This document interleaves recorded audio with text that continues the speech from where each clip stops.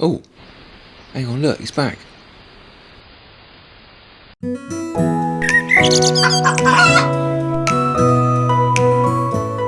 If you're as much of a fan of hedgehogs as I am, then you're going to love today's video. We're going to show you how we're upgrading our hedgehog housing situation by installing a brand new, spacious house in the garden. Last year, we had set up a smaller hedgehog shelter, and to our delight, a hedgehog took up residence in it. However, as our prickly friend grew, we realised that a larger, more comfortable abode was needed to keep it happy and secure. Our plan is to introduce a new, larger hedgehog house while keeping the old shelter as a feeding station.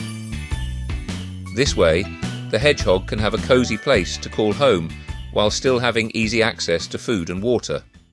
When we were looking for a hedgehog house, it was important to consider a few key factors. 1. Size. The new house should be significantly larger than the previous shelter, providing ample space for the hedgehog to move around and nest comfortably. 2.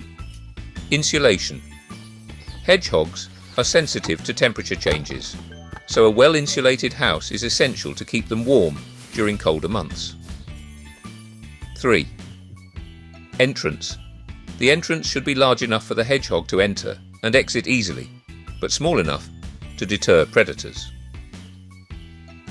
4. Ventilation.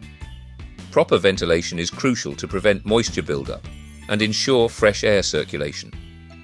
And 5. Feet.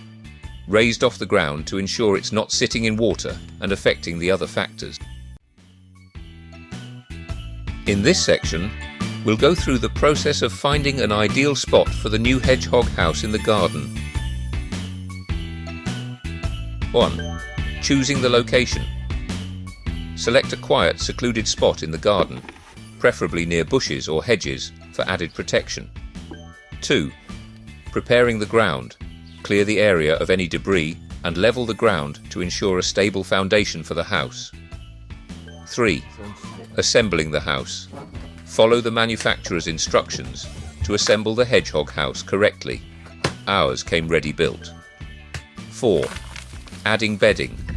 Line the interior of the house with a thick layer of dry, insulating material like hay to provide a cosy nesting area. 5. Positioning the house.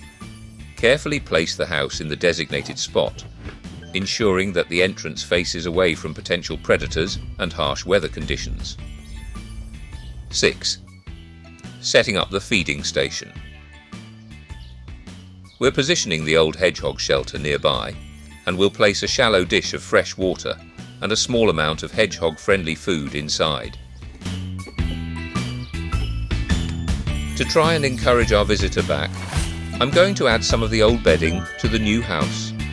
I'm also going to camouflage the area a bit to maybe make the area seem a little safer, giving plenty of hiding spots from other larger animals. By providing a spacious, well-insulated hedgehog house and a convenient feeding station, we'll not only be helping these amazing creatures, but we'll also start to create a thriving wildlife ecosystem in our very own garden. So, has that got you interested in starting your own wildlife area? Why not get started on your hedgehog housing upgrade today? Or do you already have garden visitors? Let us know in the comments.